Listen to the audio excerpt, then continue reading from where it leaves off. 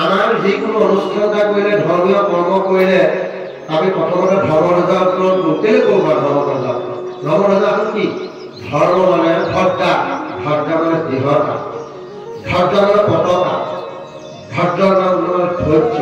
অৰ্থাৎ আমি শৰণৰ দিৱসৰ পৰা আজিৰ পৰা এনেকৈহে চলিম বুলি মনতে আমি খুঁটি এটা মাৰি ল'লোঁ দৃঢ়তা কৰি ল'লোঁ মই আগত মই যি দুখ কৰিলোঁ পাপ কৰিলোঁ কি কৰিলোঁ আজিৰ পৰা মই এনেকৈহে চলিম মনতে যদি খুঁটি এটা মাৰি ল'লে দৃঢ়তাই ধৰি ল'লে সেয়া হ'ল ধ্বজ সেয়া কোনে কৰিছে প্ৰভু ভগৱন্তৰ নাম ধৰ্মৰ ওপৰত প্ৰথম শিৱকে দিছিলে শিৱই তেওঁ নিজৰ দৃঢ়তাই ধৰি ল'লে যে জগতত মই নাম ধৰ্ম প্ৰচাৰ কৰিম সেইকাৰণে কীৰ্তনত মহাপুৰুষে কৈছে যত গুণনাম বিষ্ণু শিৱৰ তাকভিন্ন বুদ্ধি কৰে যিজনৰ শিৱক আমি অন্য দেৱতা বুলি নাভাবিলেও আমি বৈষ্ণৱ বুলি সেৱা কৰিলে তেওঁ প্ৰচাৰ কৰা ধৰ্মটো প্ৰচাৰ কৰিলে আমি শিৱক নিন্দা কাহানি কৰিব নাপায় সেইকাৰণে শিৱ হ'ল জগতৰ গুৰু তেওঁ অন্য প্ৰচাৰ কৰা নহয় নাম ধৰ্ম প্ৰচাৰ কৰিছে কোনে দিছে ঈশ্বৰে দিছে সেই নাম ধৰ্ম আমি গৃহস্থই আজি ভকতক কেলে সেৱা কৰিছে এজন ভকত ঈশ্বৰ বুলি তেওঁ নাম ধৰ্মৰ প্ৰৱৰ্তক এজন প্ৰচাৰ শিৱ আৰু নাৰায়ণ শিৱই দৃঢ়তাৰে ধৰি ল'লে দৃঢ় প্ৰতিজ্ঞ হ'ল যে জগতত মই নাম ধৰ্ম প্ৰচাৰ কৰিম সেইকাৰণে ধ্বজ মানে হ'ল দৃঢ়তা ব্ৰজ তুমি যেতিয়া এজন ভকত হ'বা ধৰ্ম ল'বা তোমাক ঈশ্বৰে পৰীক্ষা কৰিব দেৱতাসকলে পৰীক্ষা কৰিব তোমালৈ ঢেৰ বিসংগতি আহিব এনেকৈ মানুহে যাৰ ধৰ্ম ভয় কৰিব ঢেৰ আহিব ঢেৰ তোমাক মানে পৰীক্ষা কৰিব নালা তুমি তাৰ পৰা বিচলিত হ'বা নে নহ'বা সেইটো তেওঁ ঈশ্বৰে চাব মই মোক কৰা মই মুখৰ কৰা তেওঁ যদি নেৰা তেতিয়াহে তেওঁ তাৰ ঈশ্বৰে পৰীক্ষা কৰি চাব ভগতক চাই ক'ব নোৱাৰে কিন্তু ভগতক পৰীক্ষা কৰি চাই ধ্বজ ব্ৰজ অৰ্থাৎ ধ্বজ ব্ৰজ মানে হ'ল এটা অস্ত্ৰ এতিয়া আমাৰ গুৰুৱে যিবোৰ নাম দিছে ভাগৱতে নাম দিছে এই নামবোৰ আমাৰ কাৰণে এটা কষ্ট আজি যোৱাকালিৰ পৰা আমি নাম গাইছোঁ ভাগৱত গাইছোঁ মই উদাহৰণটো দিছোঁ এই ভাগৱতৰ শব্দ ব্ৰহ্ম মাইকৰ ধ্বনি অকল স্বৰ গৌৰৰ পূৰ্ণ হোৱা নহয় আজি পূবে পশ্চিমে উত্তৰে দক্ষিণে এই শব্দ ব্ৰহ্ম যিমানলৈকে গৈছে ঈশ্বৰৰ নাম যিমানলৈকে গৈছে এই শব্দ ব্ৰহ্ম বায়ু শুদ্ধ হৈছে বায়ু শুদ্ধ হোৱাৰ লগে লগে শুদ্ধ বায়ু পান কৰি ইয়াত যিমান ভাগৱত দৰ্শন কৰিছে শ্ৰৱণাত কীৰ্তনাত দৰ্শনাত সমস্ত পাপনা আছে এই ভাগৱত যদি কোনোবাই পঢ়িছে এই ভাগৱত যদি কোনোবাই শ্ৰৱণ কৰিছে এই ভাগৱতত যদি কোনোবাই একান্ত মনে সেৱা কৰিছে সমস্ত পাপন আছে বোলে পাপ নাইকিয়া হৈ সেই শব্দ ব্ৰহ্ম সেইকাৰণে এই শব্দ ব্ৰহ্মৰ নামৰে আমাক এটা অস্ত্ৰ এই অস্ত্ৰ কি এই অস্ত্ৰ হ'ল নাম অস্ত্ৰ অৰ্থাৎ আমি সকলোৱে ৰাম কৃষ্ণ নাম বজ্ৰ প্ৰহাৰী তাকো পৰা মতিমূল আজি মানুহৰ ঘৰত অমংগল এটা হৈছে আমাৰ মানুহবোৰ বৰ ভয় আছে আগতে মই বুজাই দিছোঁ ভয়টো কেনেকৈ আজি আমি গৃহস্থ ধৰ্ম পাতি আছোঁ চাহজনী সোমাব গৰুৱে ঘটা তুলি নেজ মাৰি ধৰিলে চাহজনী আহি নিউ বুলি ক'লে ভয় লাগিলেই মৰি ক'লে কাম পাৰ কৰিলে মোৰ ওচৰত হ'লেগৈ আৰু মই চোৱা চিতা কৈ দিছোঁ পালেগৈ কি হ'ল চাহজনী সোমালে কি হ'ল নিউ বুলি কৈছে বেদ মেলিলেই নহয় বেদ মেলি বেদত কি কৈছে সম্পদ জানা হৰি ভগৱতী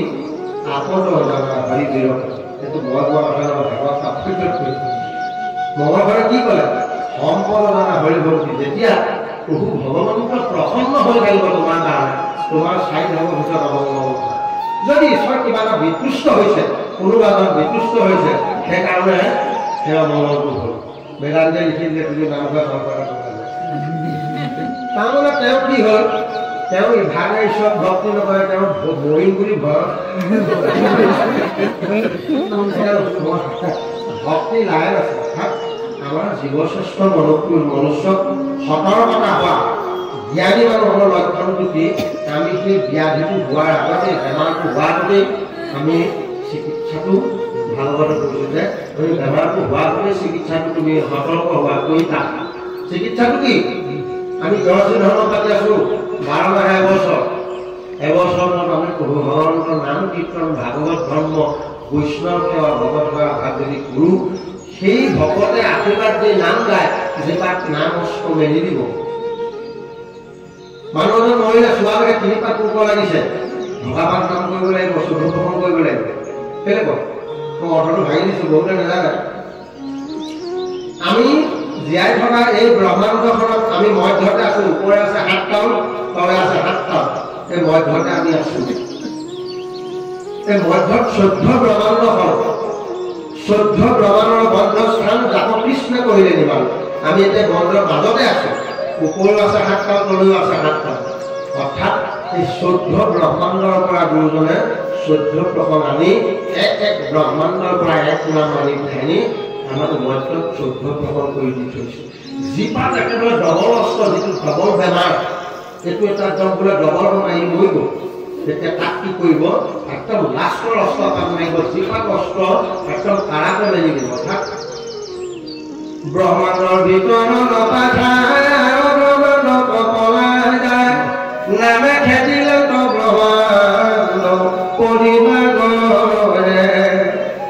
ভকতে গুৰুৱে সন্ত সাধুৱে তেওঁ মংগলৰ কাৰণে এনেকুৱা এপাত অস্ত্ৰ মেলি দিব যিপাত অস্ত্ৰ 14খন ব্ৰহ্মাণ্ড ভেদ কৰি ব্ৰহ্মাণ্ডৰ বিপাৰত তেওঁ দুখটো পাপটো থৈ আহিব সেইকাৰণে নাম এপাত অস্ত্ৰ ভৰতবৰ্ষ অস্ত্ৰ মানে অস্ত্ৰ এই অস্ত্ৰ নাম অস্ত্ৰ দিনৰ ভকতে হৃদয়ত স্মৰণ কৰিব ভক্তি কৰিব তেওঁ কালে এটা পাৱাৰ এটা আহিব তেওঁ সাৰ গাব লাগে পাৱাৰ এটা তাৰ উদাহৰণ বাল্যখিল্য ঋষিৰ বৈষ্ণৱৰ অস্থিটোৱে যেতিয়া ফুট খাই আছে ইন্দ্ৰৰ পৰা ৰক্ষণ লৈ গৈছিলে চাউলটো ৰক্ষণ আনি টানি লৈ আহিব তেওঁ ভাবিলে যে মোক কেলে পেলাই দিলে তাৰপৰা তেওঁ ধ্যান কৰি ঋষি সুধিলে বোলে কি হ'ল অপৰাধ হ'ল বোলে তোমাৰ ৰক্ষণ এই বৈষ্ণৱৰ অস্থিৰ ওপৰত গ'ল তেতিয়াহ'লে চাওকচোন বৈষ্ণৱৰ অস্থি টুকুৰা হাড়ৰ টুকুৰা ইমান মহাত্মা যে বৈষ্ণৱ এজন বৈষ্ণৱৰ অস্থি টুকুৰাৰ ওপৰত ৰক্ষণ যাব নোৱাৰে চবকে টানি লৈ আহিব বৈষ্ণৱজনৰ পাৱাৰ হৈ গ'ল এতিয়া ভগৱন্তৰ চৰণত যেনেকৈ স্পৰ্শ কৰি যেতিয়া তেওঁ নাম ল'ব তেওঁ যেতিয়া স্পৰ্শ কৰিব ভগৱানৰ পাৱাৰটো ভকতৰ কাৰণে বৈষ্ণৱজনৰ গাঁৱৰ পাৱাৰটো আহি থাকে তেওঁ নাম লওঁতে নাম খাওঁতে গাওঁতে তেওঁ এনেকুৱা এটা ফুল পাৱাৰ এদিন হৈ যাব তেওঁ যিটো কথা ক'ব সেই কথাটো ঈশ্বৰে মানি ল'ব সেই কথাটো ফলিয়াব আগত সন্ত সাধু গুৰু ব্ৰাহ্মণে কিবা এটা ক'লে যে ফলিয়াই কেলে ফলিয়াই সেইটো যাদু নহয় তেওঁ গাত এনেকুৱা এটা পাৱাৰ সৃষ্টি হয় ঈশ্বৰৰ দ্বাৰা সেই কথাটো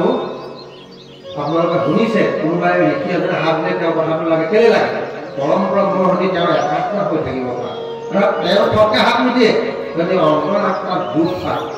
ঈশ্বৰে দুখ পোৱা বাক্য যদি হয় বা কৰ্ম কৰে তেতিয়া তেওঁ মুখৰ পৰা ঈশ্বৰেহে কোৱা কোৱাৰ লগে লগে তেওঁ কি হয় অৱশ্যে যায় যদি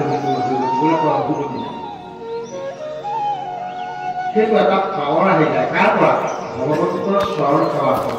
সেই ভগৱানে ভগৱতজনক এটা পাৱাৰ দিব সেই পাৱাৰটো হ'ল নাম অস্ত্ৰ